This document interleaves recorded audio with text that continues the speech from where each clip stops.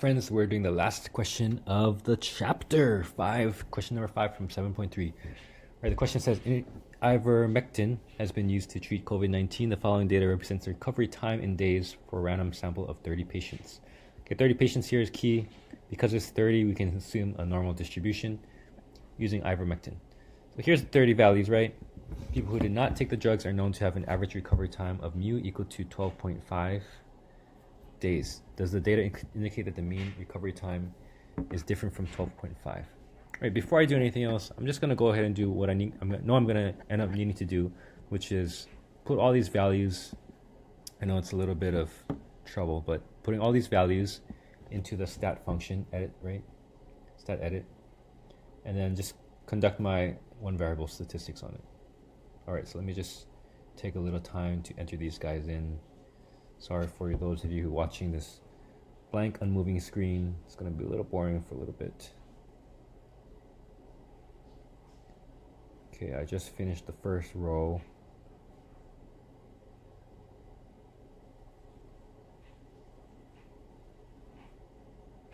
$11, $20, $19, $6, $9. Okay, that's the second row. Good news is I finished the row and there's 20 entries, so I think I'm still entering it correctly.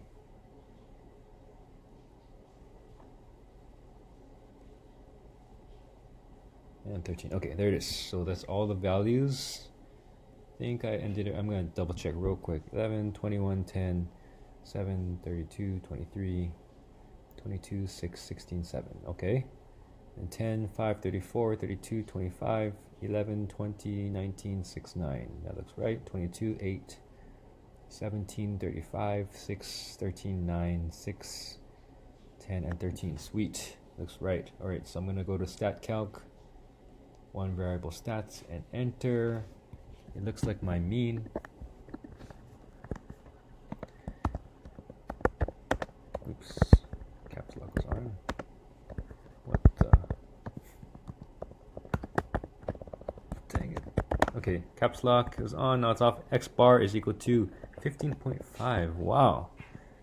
That's a beautiful number. This is totally by accident. 15.5. All right.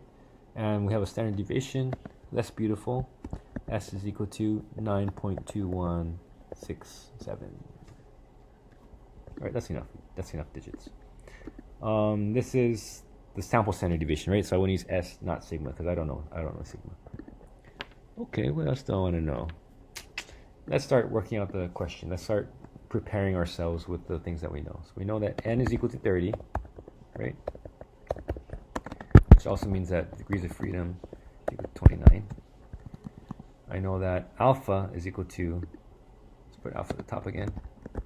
Alpha is equal to 0.01. All right, what else do I know? Just reading the question from here. Mu is equal to 12.5. All right. Now, what is the claim?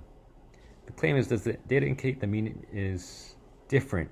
Different, it doesn't say less, although if you interpret it as less, I think I wouldn't really fault you for that.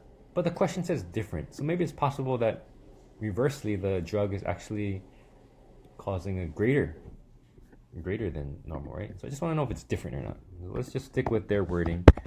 And we're going to say that the alternative is that the mu value is not equal to 12.5. That's going to be alternative hypothesis, which means the original hypothesis must have been that mu is equal to 12.5.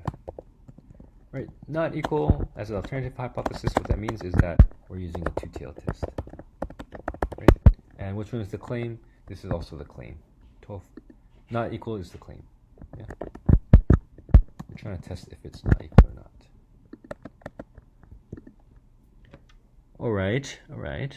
What else do we need to know? I think that's all the things that are written down that we need, right? Now let's just go ahead and tackle the question. So the first thing I need to calculate is going to be the X bar value, which, like just as before, this is going to be, top number is the mean, 15.5, minus the known mean, 12.5, divided by the standard deviation, 9.2167.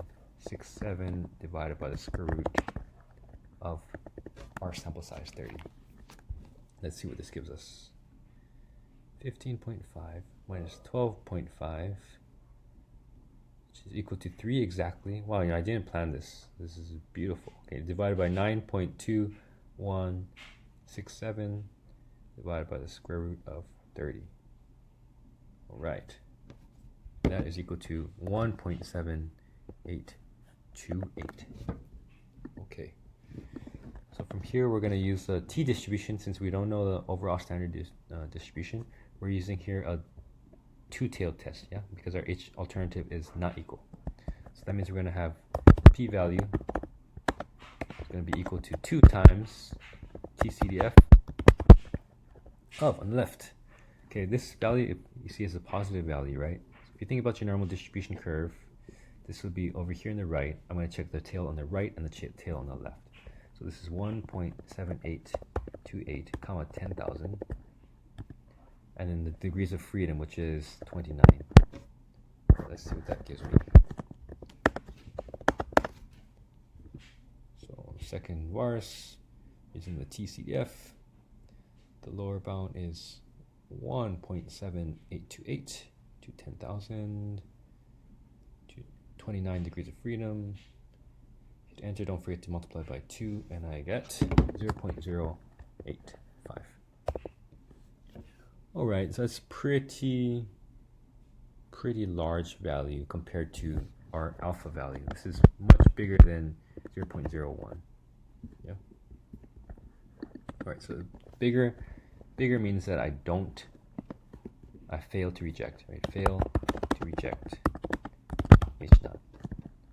So we kind of sort of accept H naught. That's how we want to think about it. Okay. Now, which one is the claim? The claim was actually the two-tailed test, that it is not different.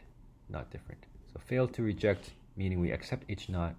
That means we basically, again, essentially reject the alternative. So we're essentially rejecting the alternative. So at this level of significance, we're going to reject, or really to be more technical, we're failing to accept H alternative, which is the claim, right? So we fail to accept the claim. What was the claim? The claim was that it's different, right? So as a sentence, let's put it together in a sentence. There is not enough evidence to support the claim that the recovery time is any different with our values. I think what happens, so if you look, our value is actually, 15 is sort of far off, right? Relatively far from 12.5 days, but we have a huge standard deviation, which is, I think, what ended up being the downfall over here. Because you end up dividing by the standard deviation. If this is a larger value, that would have made our probability smaller, so that we could have rejected. But since we have a large standard deviation, I think that's what ended up resulting in this failing to accept the claim. Okay, that's the last question, guys. We are pretty much done. Now, there's a little bonus part to this. There's a chapter summary. This chapter summary, though, this is the abridged version because we took out 7.4. So this chapter summary is actually kind of missing a column that I took out. So it's really kind of boring now. This first normality requirement, it's the same for both of them. A lot of things are just going to be pretty much the same. But let me just walk you through it anyway. Population mean, when sigma is known and when sigma is unknown. So what are we testing? That's what we're testing. Normally requirement check. So there's two parts of it, right? Either n is bigger than or equal to 30. I'm gonna write it like that. Bigger than or equal to. Or we know the population is normally distributed. Alright, that's gonna apply for both of these guys. So I'm just gonna copy paste. Oh, I see that my size was not the same. All right, there you go. Determine the claim. Okay, so it's either going to be H naught or H alternative, right?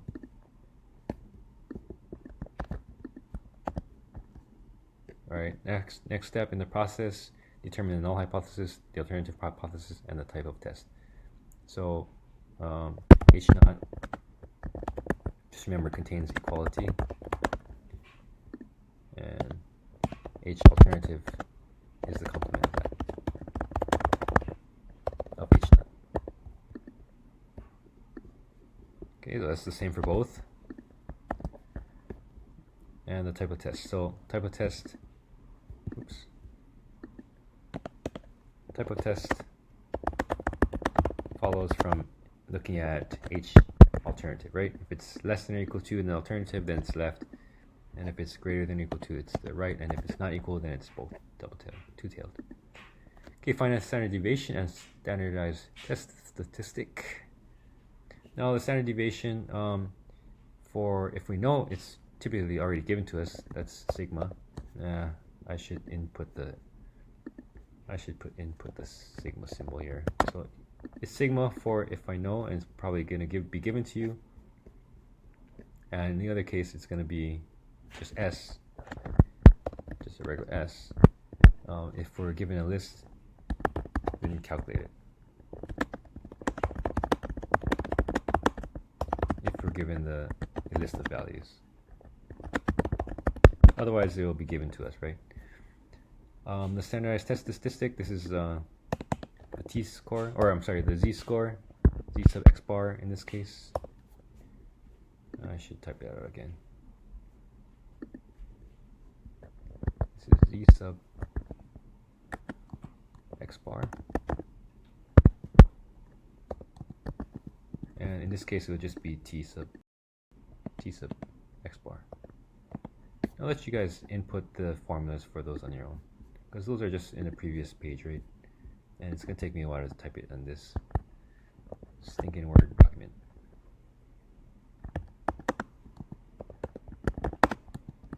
So yeah, we find the z sub x bar or the t sub x bar, depending on whether or not you know the standard deviation. Yeah. Okay, there we go. Okay, next, find the p-value. So find the p-value, compare it with alpha. When you're talking about knowing the z-score case, then we're going to use the norm CDF function, right? And if we don't know, then we use the TCDF. Analogous thing, right? After that, we decide to reject or fail to reject the null hypothesis. And that's just based on if p is less than alpha,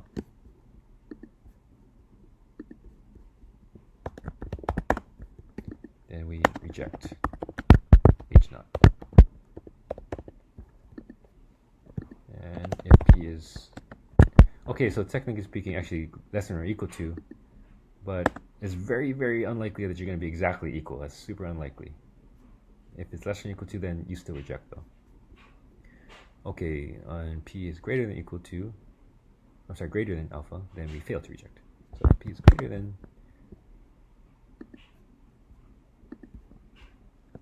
alpha, then we fail to reject H naught. And that's the same for both, yeah? Same exact thing. Okay, finally, state the conclusion in oh, sorry, this is missing a in a complete English sentence. I don't know what to say about this. You just have to interpret based on the claims. So actually, you should interpret your rejection or failure to reject based on whether H naught or HA is the claim. Yeah. And let's say, remember, when we reject one, we essentially accept the other. Or if we don't reject, that means we are essentially accepting, so that means reject the opposite. Yeah, these guys are opposite of each other. Okay, guys, that's it. That's the entire chapter. We're finished. All right, I'll see you guys in the next chapter.